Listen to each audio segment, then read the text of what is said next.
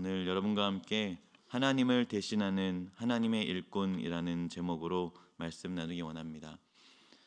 예수님은 70인의 제자를 따로 세우십니다. 그리고 그들에게 하나님의 나라가 가까이 왔음을 선포하게 하십니다. 예수님은 그들을 하나님 나라 전파를 감당하는 일꾼으로 파송하시는 것입니다. 그들은 예수님의 당부사항을 듣고 둘씩 짝을 짓습니다. 그리고 가정과 동네로 흩어집니다. 이후 모든 전도 사역을 마친 70인의 제자는 예수님께로 돌아와 사역을 보고합니다. 그리고 예수님은 제자들을 위해 축복하고 기도하는 것이 오늘 본문의 내용입니다. 예수님이 70인을 세우신 이유가 무엇일까요? 그 이유는 예수님이 친히 가시려는 곳에 그들을 대신 보내기 위함입니다. 그 70인의 제자들은 예수님을 대신하는 자들이었다는 것입니다. 그들은 예수님을 대신해서 하나님 나라를 전파하려 세움을 받습니다. 그에 대해 1절은 이렇게 말씀하죠. 그 후에 주께서 따로 70인을 세우사 친히 가시려는 각 동네와 각 지역으로 둘씩 앞서 보내시며. 예수님은 제자들을 세우시고 자신을 대신하게 하십니다. 그들은 예수님을 대신하는 자들이 된 것입니다. 무슨 말입니까? 그들이 가는 곳이 곧 예수님이 가는 곳이 되었다는 것입니다.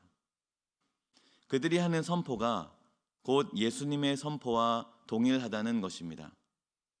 바로 그 때문에 제자들은 평안을 선포합니다. 그들은 예수님을 대신해서 예수님이 하고자 하시는 그 메시지를 선포하는 것입니다. 만약 그 집 거주자가 평안이라는 예수님의 메시지를 받아들이면 그 평안은 그들의 것이 됩니다. 하지만 거절하면 그 평안은 전해준 제자들에게 돌아옵니다. 함께 5절과 6절 읽어볼까요? 5절과 6절입니다. 시작. 어느 집에 들어가든지 먼저 말하되 이 집이 평안할지어다 하라. 만일 평안을 받을 사람이 거기 있으면 너희의 평안이 그에게 머물 것이요 그렇지 않으면 너희에게로 돌아오리라. 이 말씀은 단지 평안이 전해지고 또 거부하면 다시 돌아온다는 단편적인 의미가 아닙니다. 오히려 이 말씀은 제자들의 사역은 결코 헛되지 않을 것임을 암시하는 말씀입니다. 제자들의 사역은 결코 헛되지 않습니다. 평안은 버려지지 않기 때문입니다. 평안은 소모되지 않기 때문입니다. 평안을 전했을 때 상대방이 그 평안을 받아들인다면 다행이겠죠. 하지만 상대방이 그 평안을 거부했을 때 그 평안은 버려지지 않습니다. 오히려 그 평안은 전하고 있는 나에게로 돌아옵니다. 비록 우리의 운명은 이리 가운데로 보냄받은 어린 양과 같을지라도 말입니다. 그 위험과 혼란과 저항과 적대심 가운데서도 우리에게 임하는 것은 평안입니다. 왜냐하면 우리의 이름은 하늘에 기록되어 있기 때문입니다. 예수님께서 70인을 따로 세우셨는데 여기에서 70은 온 열방을 상징합니다. 장차 하나님 나라와 복음이 땅끝까지 전파될 이 사도행전의 서사를 보여주는 것입니다. 그러므로 70인은 예수님이 당시에 세우시는 70인만을 말하는 것이 아닙니다.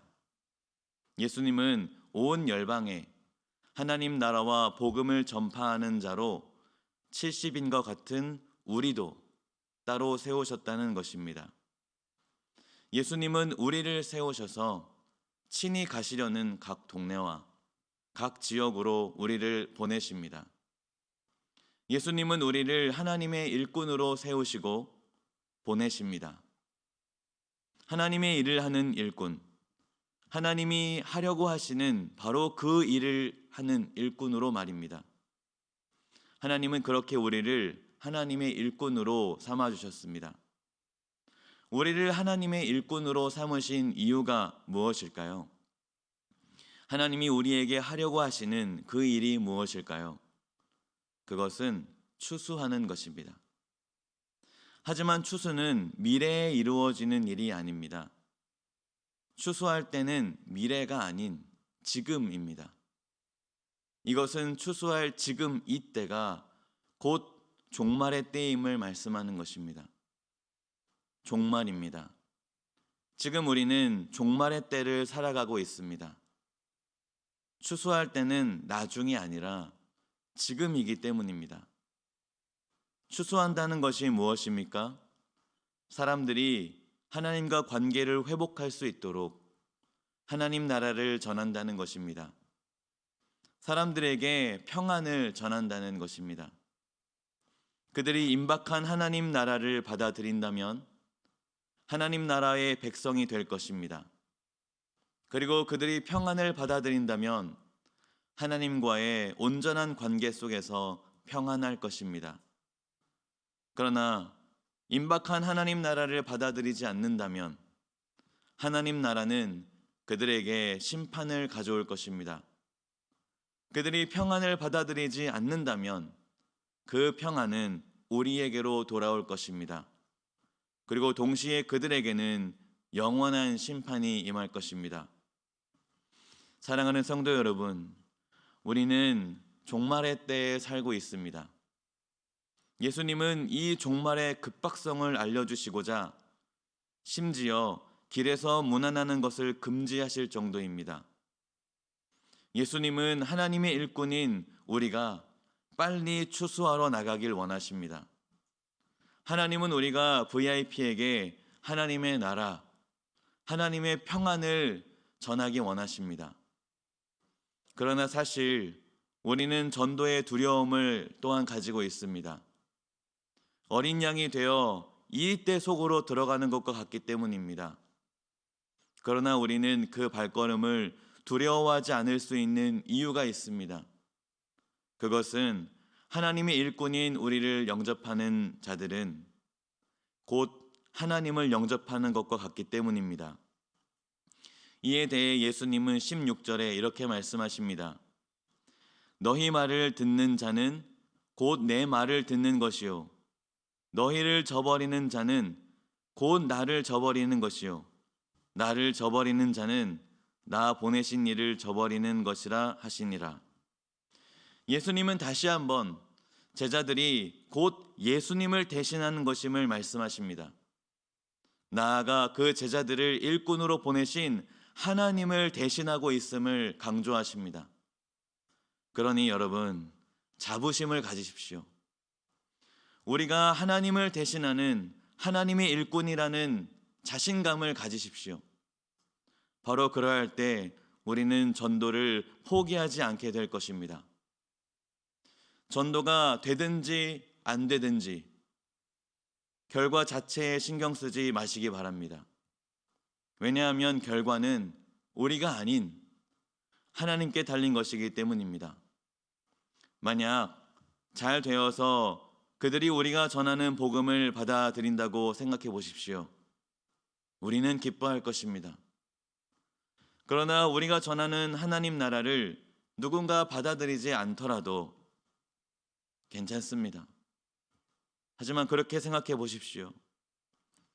이 하나님 나라를 누군가 받아들이지 않는다면 슬프지만 책임은 우리에게 있지 않습니다. 왜냐하면 그들은 그들 스스로의 선택으로 인해 멸망으로 치닫는 것이기 때문입니다. 그러므로 우리는 전도를 포기하거나 쉬어야 할 이유가 전혀 없습니다. 오히려 하나님은 일꾼인 우리에게 종말의 때니 쉬지 말아야 함을 말씀하십니다. 하나님의 일꾼은 하나님의 나라를 충실하게 전하는 사명을 감당하면 됩니다. 그것이 평화의 선포가 될지 아니면 심판의 선포가 될지는 듣는 사람들의 몫인 것입니다. 그들이 평안을 원한다면 그들에게 평안이 임할 것입니다. 그러나 그들이 평안을 원하지 않는다면 그 평안은 우리에게로 되돌아올 것입니다.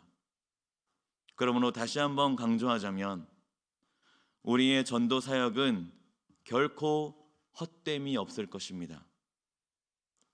사랑하는 성도 여러분, 오늘 하루 우리가 하나님의 나라를 전하는 하나님의 일꾼임을 잊지 마시기 바랍니다. 내가 하나님을 대신하는 사람이 되었다는 그 자긍심을 잊지 마시기 바랍니다. 우리가 예수님을 대신하는 사람이 되었다는 것은 우리가 가는 곳이 곧 예수님이 가시는 곳이라는 의미입니다. 예수님이 우리에게 하나님 나라를 전하라는 말씀을 주셨다는 것은 우리가 선포하는 하나님 나라가 곧 예수님이 선포하시는 메시지라는 의미입니다. 하나님은 우리를 일꾼으로 부르셨습니다. 그 부르심에 응답하시기 바랍니다. 결코 헛되지 않은 일에 최선을 다하는 우리가 되기를 축복합니다.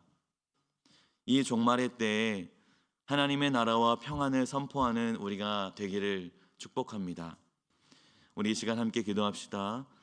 기도할 때 우리가 VIP들에게 하나님 나라를 전하는 하나님의 일꾼으로 세워졌음을 잊지 않게 하여 주시옵소서. 이 급박한 종말의 때에 하나님이 원하시는 부지런함으로 추수하는 하나님의 일꾼이 되게 하여 주시옵소서. 또 각자의 기도 제목을 가지고 기도하며 나가겠습니다. 우리 함께 기도하겠습니다.